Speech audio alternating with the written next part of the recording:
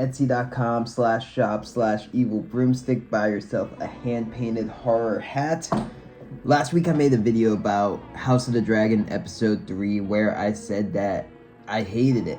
I loved episodes 1 and 2 of House of the Dragon. I thought they were amazing. This was a show I wasn't excited for at all, not only because I didn't like the final season of Game of Thrones, much like many other people, but I just didn't like. It's the same way I still haven't seen Better Call Saul. I want to, but just like a prequel spin-off just rarely excites me. And it was a prequel spin-off of Game of Thrones, so I wasn't too excited for it. But episode 1 of House of Dragon I thought was great. Episode 2 I thought was one of the best things, TV or movies, I'd seen in a very long time. I loved it so much.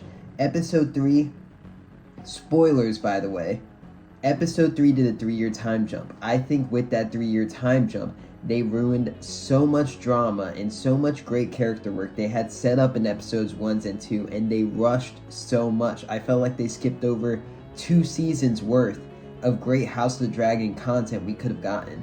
They skipped over so much drama with Corlys and with Viserys and with Alicent and just so many characters. I felt like they rushed so much. The Crab Feeder could have been the great villain of season 1.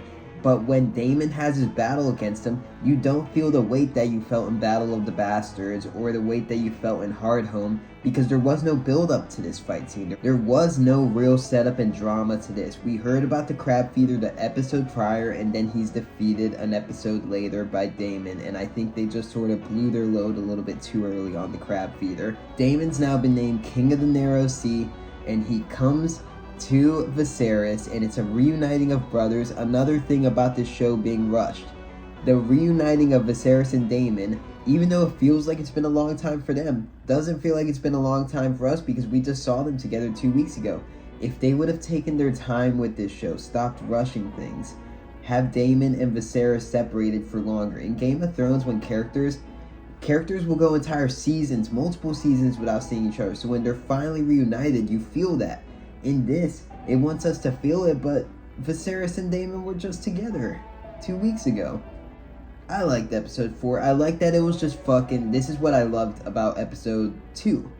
It's fucking people sitting down in rooms talking. There's no fucking action scenes. I hate action and I hate comedy. I hated the fucking stupid ass scene in episode 3 where Daemon's got fucking people with bows and arrows on both sides of him on these mountains and an army in front of him, and he's somehow able to take them all on. That's Hollywood action bullshit that is not realistic at all. Now I know dragons aren't realistic at all, but come on, have some sense of reality. It's like, I compared this in my video last week, it's like in the stupid Obi-Wan show. Obi-Wan is surrounded by stormtroopers. He has stormtroopers on that side of the hallway and stormtroopers on this side of the hallway. They both start shooting at the same time, but because it's Hollywood action bullshit, every laser misses Obi-Wan and the stormtroopers are hitting each other on the other side and killing each other. It's the most ridiculous thing ever. And Daemon taking on these armies is so stupid. This episode had no action. It had real drama, real character work. It was back to what was making House of the Dragon great, what made Game of Thrones great. You can have the giant epic action scenes, but have some build up to it, have some setup to it. Don't just blow your load early on. Really, really liked this episode. Daemon and Rhaenyra running away together into that sex dungeon was crazy. I think that'd be a good couple.